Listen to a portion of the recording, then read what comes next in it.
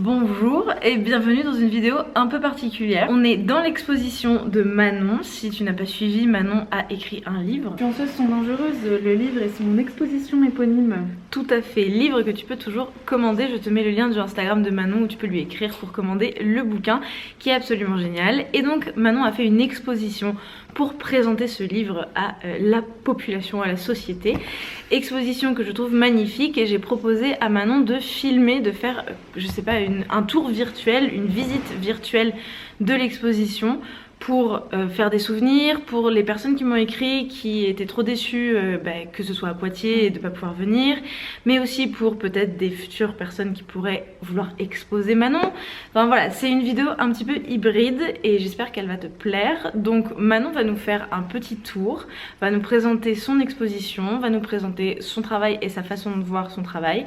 Moi je vais filmer, sans transition, on va y aller, on va se mettre en situation. C'est parti. Wouhou! Mon travail s'articule principalement autour du soin et des notions d'assignation des femmes à prendre soin des autres, à prendre soin de leur corps. En 2019, j'avais écrit un mémoire qui s'appelle « J'espère que vous allez bien ». Il y avait un petit chapitre sur les youtubeuses beauté, donc ces personnes qui font des tutoriels de maquillage sur les réseaux sociaux. J'avais déjà très envie de travailler avec Lou, mais je ne savais pas du tout comment le faire, sur quoi le faire, même si j'ai une grande pratique de l'image et que je savais que ça allait tourner autour de l'image photographique. Et donc il m'a fallu du temps aussi pour réfléchir et pour avoir un angle plutôt critique aussi et plus conceptuel en fait. Alors, je me dis, ce serait super qu'on se rencontre, qu'on partage nos expériences, que je lui montre mon travail.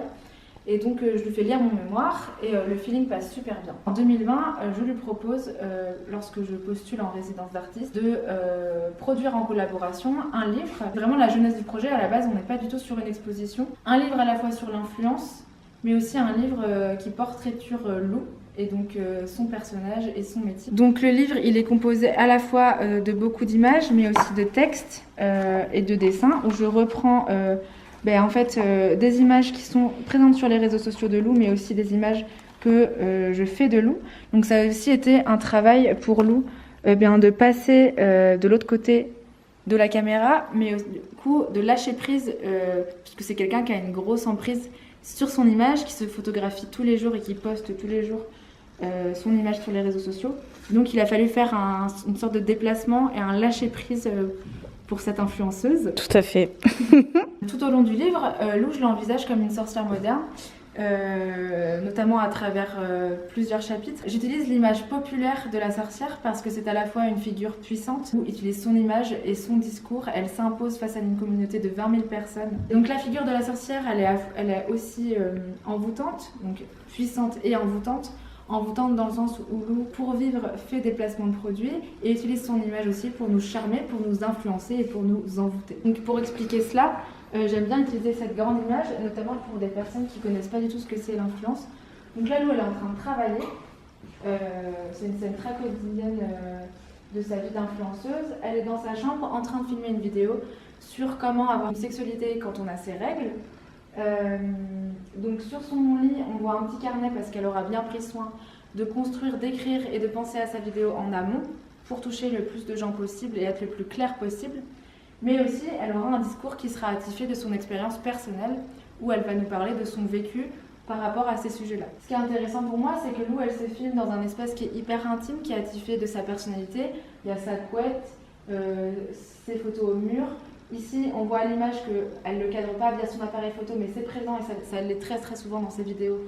Une chaise avec du linge qui traîne, un doudou, enfin, en fait, c'est des choses qui vont permettre à la personne qui va regarder la vidéo de beaucoup plus s'identifier, d'être beaucoup plus horizontale.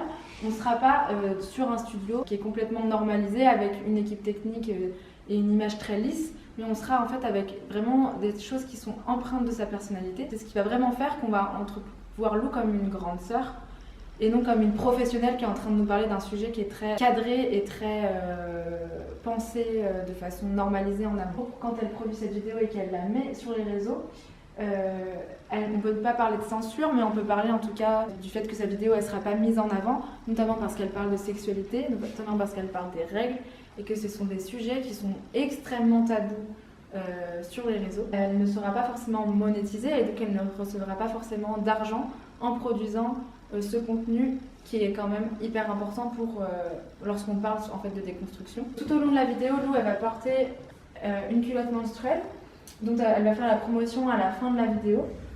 Donc sur son carnet, il y a également des choses que la marque lui aura demandé de dire à la caméra pour présenter les spécificités du produit. C'est ce qui va faire qu'elle pourra gagner sa vie en fait en proposant ce placement de produit. T'es littéralement entre mes cuisses. C'est hyper drôle.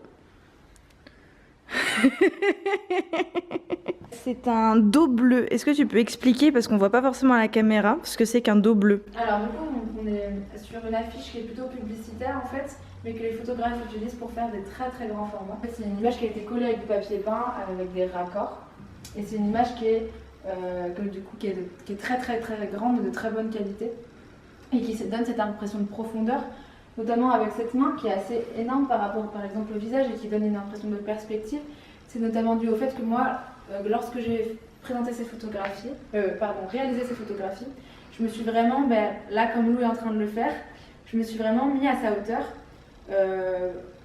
pour ne pas avoir un regard qui soit surplombant en fait sur ce qu'elle est en train de faire, mais qui soit tout simplement le plus objectif possible. On a vraiment joué autour de la collaboration sur plusieurs choses, soit des mises en scène, soit quelque chose de plus documentaire. Donc dans l'exposition, mais aussi dans le livre, en fait, il y a à la fois des photos qui ont été prises par Lou et donc glanées sur ses réseaux sociaux, mais aussi des images que j'ai réalisées en tant que photographe.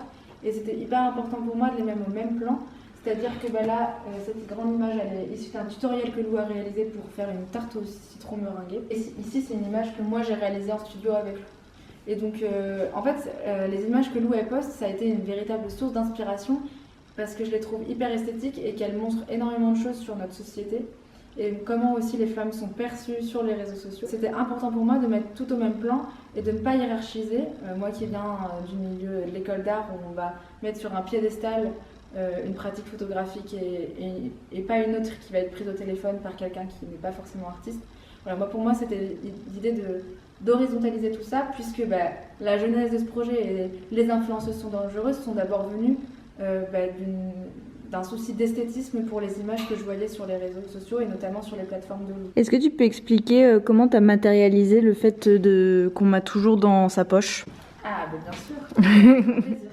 Ici, en fait, on a des petits cadres à paillettes qu'on peut secouer et qui renferment des images pareilles qui sont soit prises par moi, soit prises par Lou. Le fait qu'on puisse prendre l'image et que ce soit du petit format et qu'il y ait ces petites paillettes, ça apporte déjà un aspect beaucoup plus ludique à l'exposition. J'aime bien qu'on les prenne dans les mains et tout ça, c'est parce qu'en fait, Lou, on l'a toujours dans sa poche, on l'a toujours sur notre téléphone et on peut la regarder quand on veut. À la fois des images pérennes, mais aussi des images qui vont, comme les stories, avoir une durée de vie très limitée dans le temps. Et donc, il y a un rapport d'identification et un lien en fait entre l'influenceuse et sa communauté qui est très fort justement parce qu'il y a une intimité et quelque chose qui est près de nous, qui est très présente. Donc c'est pour ça que j'avais envie de le remettre dans l'exposition où parfois on peut avoir un rapport très froid à une image qui va être exposée au mur. Ici on est sur la première série photographique que j'ai réalisée lors du projet avec Lou. Donc c'est une série de photographies de sextoy, mais vraiment un fragment puisqu'il y en a vraiment beaucoup plus. Ici on en a 9, mais Lou a testé plus de 80 sextoys. Donc c'était déjà pour parler de l'amoncellement en fait, de produits qui coexistent lorsqu'on est influenceuse puisqu'on doit faire la promotion de produits.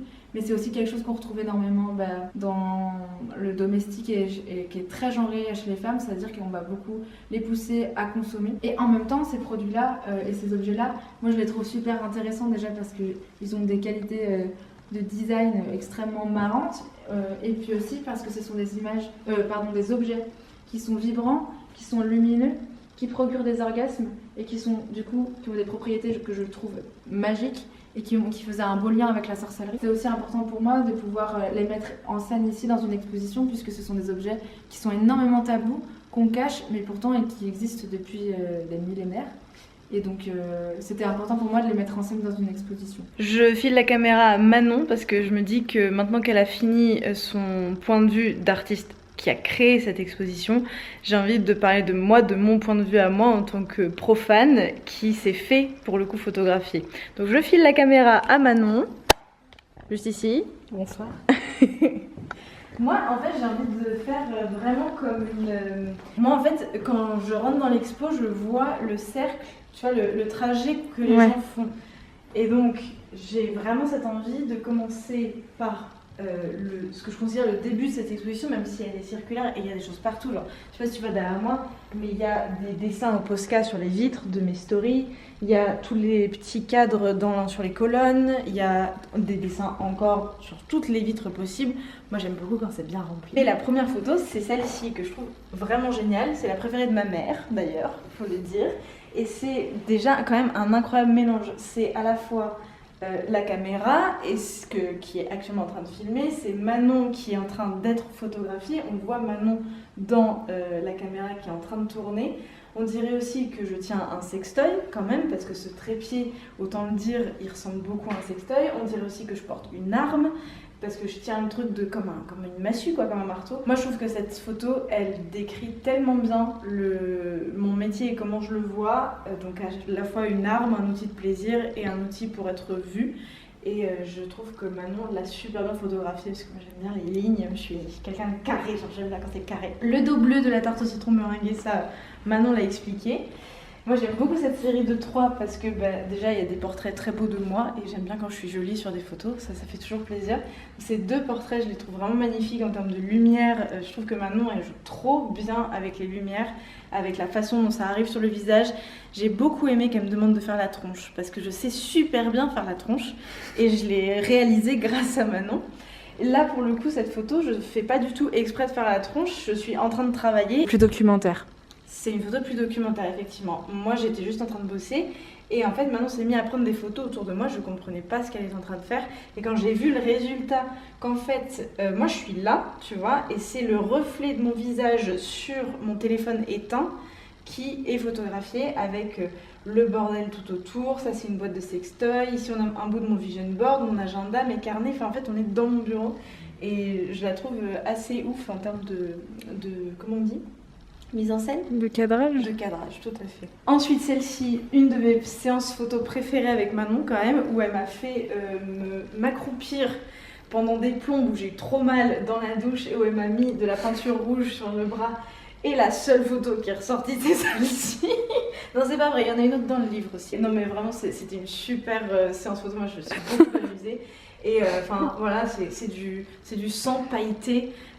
Dans mes 2 doigts que j'utilise pour masturber, genre cette photo est d'un symbolisme énorme et elle est tellement énervante pour toutes les personnes qui veulent nous faire taire et moi j'adore. Le dos bleu ici malheureusement il rend pas très bien avec la lumière, à la caméra ça se voit pas mais c'est mes beaux doigts avec des ongles holographiques en train de scroller sur l'écran. Ça va, ça se voit bien. Ça se voit bien ? Ah trop bien, trop cool. Donc vraiment, cette séance photo aussi, je l'ai trouvée super avec les écrans de mon ordinateur, du téléphone, les reflets sur les ongles, les gros plans sur mes mains, parce que maintenant elle adore les mains et effectivement ça fait partie intégrante de mon travail, les mains. Et pourquoi ? Que ce soit dans comment je présente, comment je parle à la caméra, j'utilise beaucoup la gestuelle des mains. Je me souviens d'ailleurs d'un ami qui me l'avait reproché en mode ça bouge dans tous les sens, c'est trop compliqué. Mais aussi pour la masturbation quand même, c'est les doigts qui offrent ça. De toute façon, les doigts c'est l'action, les mains c'est l'action. Et aussi je suis énergéticienne, donc je masse les gens, j'utilise mes techniques de médecine chinoise pour prendre soin des gens. Donc les mains sont fondamentales. Sans mes mains, je ne suis pas grand chose en fait. Il faudrait que je les assure, comme les acteurs, les actrices, c'est qui assurent des bouts de... Bref, cette photo, je ne l'ai pas encore dit à Manon parce que j'oublie à chaque fois, mais je ne la comprends pas. Parce qu'en fait, c'est mon intérieur, c'est mes bijoux, c'est mon bordel, c'est mon maquillage, c'est un mouchoir sale que j'utilise pour essuyer mes pinceaux. Et en fait, j'aime beaucoup le trait de lumière, je trouve la photo cool en soi, mais je ne la comprends pas. Manon, tu peux me l'expliquer, la photo ? Alors, il n'y a pas tellement... Enfin, c'est déjà juste parce que je la trouve très esthétique, okay. Il y a un clair-obscur qui faisait penser à la sorcellerie. Enfin, où en fait, on jouait vraiment avec les lumières. Mais il y a aussi le fait que l'influence, tu dois aussi te parer de maquillage, de bijoux, et tu dois apparaître jolie à la caméra, bien que toi, tu aies un recul là-dessus et que tu ne te filmes pas toujours bien apprêtée. En fait, ça fait partie de ton... Non mais oui, je savais que tu allais dire ça. Mais ça fait partie de ton métier aussi, d'être jolie. Et en fait, on te le dit souvent d'ailleurs que tu es jolie. Et ça pose plein de questions sur comment on perçoit les femmes dans la société. Parce que quand un homme, un influenceur, va apparaître à la caméra, on va pas forcément... Il va recevoir beaucoup moins de commentaires sur le fait qu'il est joli ou sur son physique. Et donc, voilà.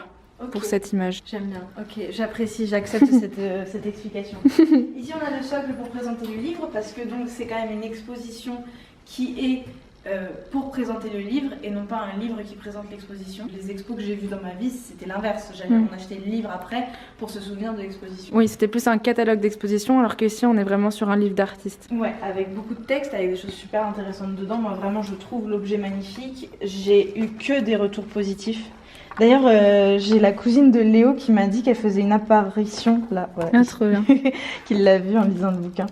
Donc vraiment, c'est un livre à part entière et bref, j'adore. Petit détail un peu partout dans l'exposition, ça a été évidemment peint et dessiné par Manon et par les personnes qui l'ont aidé à monter l'exposition. Les colonnes roses, évidemment, elles n'étaient pas roses avant que Manon arrive, c'est grâce à Manon qu'elles sont là. Et ce petit coin, en fait, elle l'a rendu cosy, tu vois, elle a fait une fausse, comment on dit ? Ouais, une césure dans une expo, quoi, un paravent. Un faux mur, en fait, oui, pour créer un espace plus clos et plus doux, avec une lumière tamisée, chaude, les poufs. Là, il y a un document audio de 15 minutes avec des extraits de nos entretiens que Manon rendra public un jour et je te tiendrai au courant quand il sera rendu public. Cette photo, c'est un peu la consécration pour moi, parce que comment te dire que m'avoir en 4 mètres sur 3, c'est ça ? Ouais. C'est... ça fait pas bizarre, ça fait juste très plaisir. Hein, j'aime beaucoup pouvoir me curer le nez, ça c'est la blague, depuis un mois je fais cette blague, ça commence à être fatigant. Ici on a des petits visuels dessins de mes mains en train de pratiquer la médecine chinoise. Je vais pas m'attarder plus là-dessus. Et la fameuse photo qui a été au centre de beaucoup de choses et vraiment de toute la jeunesse du projet autour des sextoys, etc. C'est donc un god en verre magnifique qui est à contre-jour avec les rayons du soleil qui percent dedans, que je trouve très très beau et que je tenais haut dans le ciel. Le behind the scenes de cette photo, c'est moi comme ça, qui devais me pencher pour choper les rayons. Il fallait les bonnes lumières sur la main. Ouais. Et en fait, le problème, c'est que j'ai brûlé la rétine de Lou parce que il faisait super froid. Je m'en souviens. Oui, c'est vrai, il faisait froid. Et que je te demandais, tes manches n'arrêtaient pas de remonter et je voulais plus de mains au départ, enfin plus de bras. Ah oui, c'est vrai. Et en fait, il fallait pas que toi t'avais le cou comme ça, les mains comme ça. En fait, on croit que c'est droit et que c'est facile, mais c'est qu'en fait, pour un souci de luminosité et tout ça, comme je voulais de la lumière naturelle, il fallait qu'elle se mette dans une certaine position pour que le god apparaisse droit, que les mains soient bien positionnées. Oui, ça y est, je m'en souviens. Je t'en veux en fait quand j'y repense. Je m'en souviens parce que t'en pouvais plus à la fin de la, de la séance, t'en avais marre. Ouais, à la fin j'ai dit stop, j'avoue, c'est vrai. J'étais en mode, on peut faire une pause. Bon, on va conclure cette vidéo maintenant. Tu as eu un beau tour virtuel de l'exposition grâce à notre chère Manon internationale. Commande le livre si tu veux soutenir son travail. Si c'est une galerie ou un quelconque exposant, une quelconque exposante qui passe par ici, je sais pas ce que vous attendez pour faire tourner ce travail à l'international, parce que c'est quand même super bien, sans vouloir être un petit peu biaisé parce que c'est moi sur le mur. Mais voilà, c'est vraiment super. Merci Manon de t'être prêtée à l'exercice d'avoir filmé cette vidéo. C'était chouette, j'ai bien aimé. Oh, cool. Et je vais conclure cette vidéo maintenant. Merci beaucoup de l'avoir regardée jusqu'au bout. Je te mets les liens de Manon dans la barre d'infos. Je te fais un énorme bisou et je te dis à mardi prochain. Mouah.